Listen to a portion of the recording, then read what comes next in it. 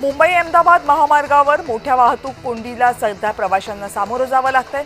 वर्सोवा पूल ते वसई फाट्यापर्यंत वाहतुकीची कोंडी झाली आहे। दुग्ध व्यवसाय, फळभाजी विक्रेते, व्यावसायिक यांना मोठा फटका या वाहतूक कोंडीमुळे सहन करावा लागतोय।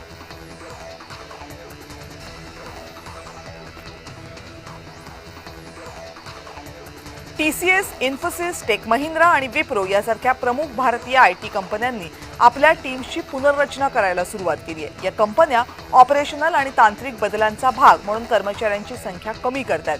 टीसीएस 20,000 नोकऱ्या कमी करण्याची योजना आखते, जेणेकरून एआय आणि ऑटोमेशनला त्यांच्या प्रक्रियेमध्ये समाविष्ट करता येईल।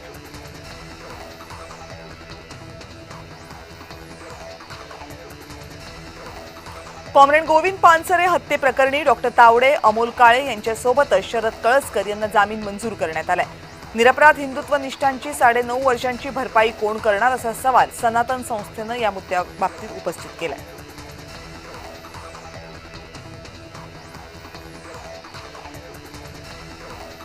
कल्याण पूर्वमधील श्रीकृष्णनगर ते पत्री पूल रस्त्याची अक्षरशः चाळण झाली आहे। रस्त्याच्या दुरवस्थेवरून काँग्रेस आक्रमक झाली आहे। खड्डे आणि चिखलातून वाट काढताना वाहन चालकांची मात्र कसरत होती।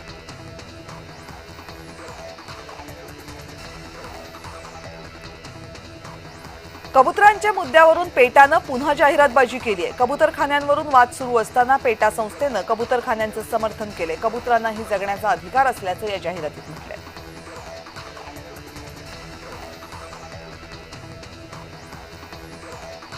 पनवेलच्या खारघर प्रभागातील तळोजा गावामध्ये 3 वर्षांच्या बालकावर मोकाट कुत्र्यांनी हल्ला केला। त्याच्या चेहऱ्याला गंभीर दुखापत झाली आहे। मोकाट कुत्र्यांच्या वाढत्या संख्येमुळे बालकांचा जीव आता धोक्यात आलाय।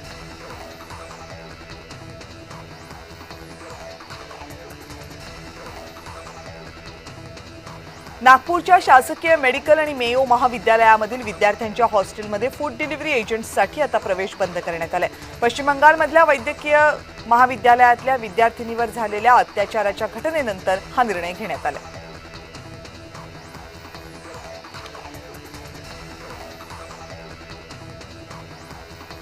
जुन्या कात्रज घाटात भिलारेवाडी वळणाजवळ भीषण अपघात झाला। यामध्ये दोघांचा मृत्यू झाला, एक जण जखमी आहे। आकाश गोगावले आणि अनुष्का वाडकर अशी या मृतांची नावं आहेत। अपघातामध्ये बस चालक सुधीर कोंडे याला पोलिसांनी ताब्यात घेतलंय।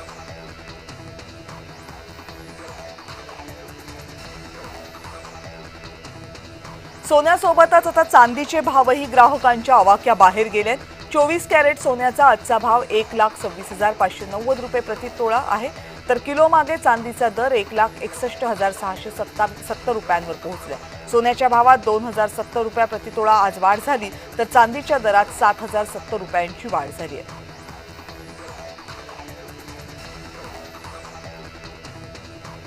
पालघर रेल्वे स्थानकात चालत्या लोकलमध्ये चढताना एका तरुणीचा पाय घसरला आणि त्यानंतर अपघात झाला। सतर्क प्रवाशानं तरुणीचा जीव वाचवला। प्रकाश जाधव असं या प्रवाशाचं नाव आहे।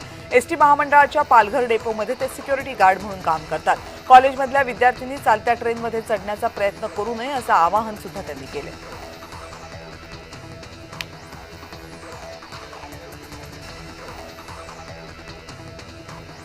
आणि ईपीएफओ म्हणजेच भविष्य निर्वाह नोंदणीमधल्या सदस्यांना आता त्यांच्या खात्यामधील संपूर्ण म्हणजे 100% रक्कम काढायला परवानगी देण्यात आली आहे। केंद्रीय कामगार मंत्री मनसुख मांडवीय यांच्या अध्यक्षतेखालील बैठकीत हा निर्णय झाला। या अगोदर पीएफ खात्यातून पैसे काढण्यासाठी 13 वेगवेगळे नियम होते। या नियमांमध्ये आता बदल करण्यात आले आणि हे नियम 3 प्रकारांमध्ये विभागण्यात आले।